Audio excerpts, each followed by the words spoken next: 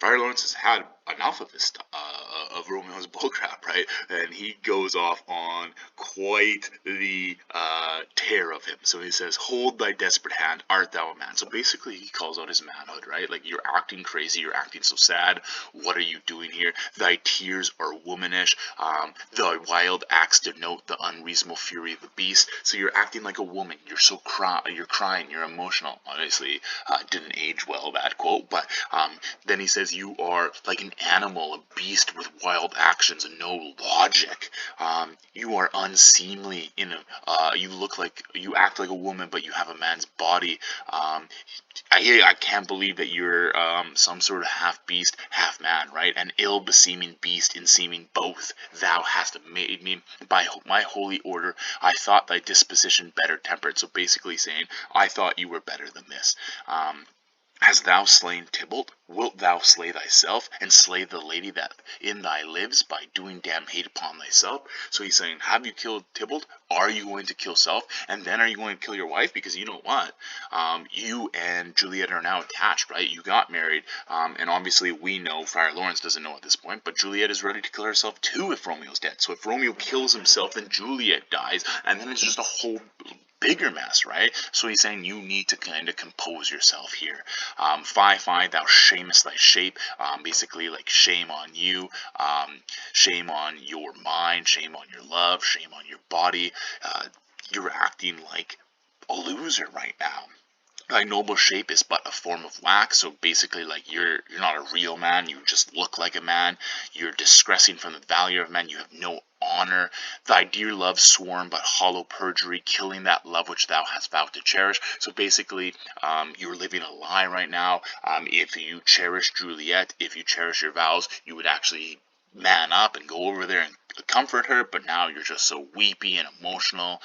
Thy wit, that ornament shaven love, mishappen in the conduct of them both. So basically, your brain has turned to mush here. You aren't thinking straight. Like powder in a skillless soldier's flask, it is set afire by their own ignorance. Basically, a stupid soldier who's going to carry gunpowder or a bomb blowing himself up. So the friar is throwing a lot here.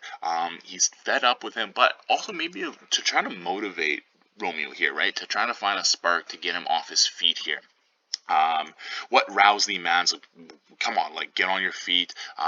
Stop acting like this. Juliet is alive. For whose dear sake thou wast but lately dead, there art thou happy. Tybalt would kill thee. So basically, like, you know what? Be happy you're alive. Be happy that Juliet's alive. Tybalt is dead.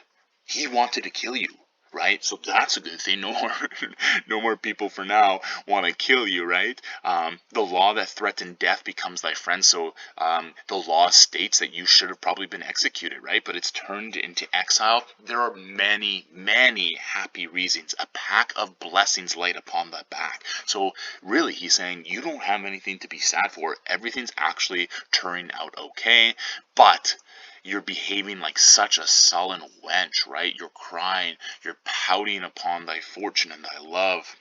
Stop it. I just told you why you have all these good things going on in your life. You don't need to be sad. Take heed, for such die miserable. He's saying if you continue to act like this, you are going to die miserably.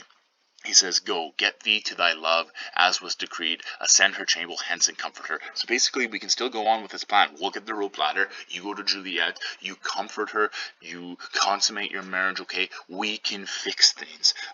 But after, you need to watch the time, not till the watch be set, for then canst not pass to Mantua. So if you stay too late, you're not going to be able to get out of here. You're going to be caught, and then you're going to be really in trouble.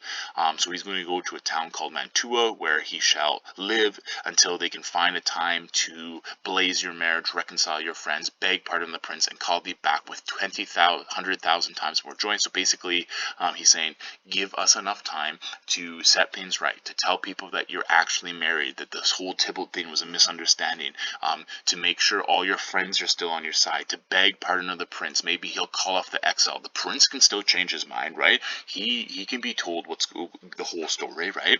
So there's still a lot of hope here. And he says, with 100,000 more times more joyous, when you return back to Verona, it'll be even a happier and more joyous occasion than when you left. So he says, go nurse, go talk to Juliet, tell her what's going on, bid her to hasten all the house to bed, basically tell everyone to get to bed so Romeo can sneak in without anybody knowing what is going on. And then he says which heavy sorrow makes them apt to do. So basically they're so sad, they've been mourning that they're probably tired already, so if Juliet just gives them a little bit of careful prodding, they'll probably go to sleep easily, right? So the nurse says, "Oh Lord, I could have stayed here all night to hear good counsel," basically saying, you know what, Friar Lawrence, you are a smart dude. I could stay here all night and listen to you talk, listen to you give advice. And then she says to Romeo, "I'll tell my lady you will come." Romeo says, "Do so and bid my sweet prepare to chide." So he's basically saying, you know what, I'll come. I think Juliet's going to give me a little bit of talking to because everything that's what I've done. So he's preparing for a tongue lashing. And then the nurse says, here's the ring that Juliet gave to me. It proves her love. It's a token of her love. And then you need to hurry up. And Romeo says, "Oh, how well my comfort is revived by this." So basically he's a little bit happier now that he's got this ring. He's got a token of Juliet's love. Maybe a proof, some proof that she hasn't given up on this relationship yet, right? Why else would she give this ring to him if she didn't still love him or still want to see him? And then Friar Lawrence says, "Go hence, good night, and here stands all your state." And he's basically saying this is what's going to happen, or else bad things will happen. So he says, "Either be gone before the watch be set, or by the break of day disguise from hence." So he's saying, you know what, you need to leave at nighttime when no one can see you, no one is around. Or if you are going to stay longer, you need to be disguised when you leave. You need to be smart about your journey to Mantua. I'll find your servant, and he shall signify from time to time every good hap to you that chances here. So basically, your messenger, your servant will be a messenger between you and I. I'll give you news with what's going on, but you need to be patient. Give me thy hand. So he clasps his hand, shakes it. Maybe he says a prayer to him, and he says, "'Tis late, farewell. Good night." And Romeo says, "But that a joy past joy calls out on me, it were a brief, so brief to part with thee, farewell." Basically, I'm about to go experience the greatest joy of all. I'm about to be with my wife. Sorry that I have to leave you so quickly. Sorry that it's kind of a sad way of departing, but thank you for everything. Farewell, Friar Lawrence.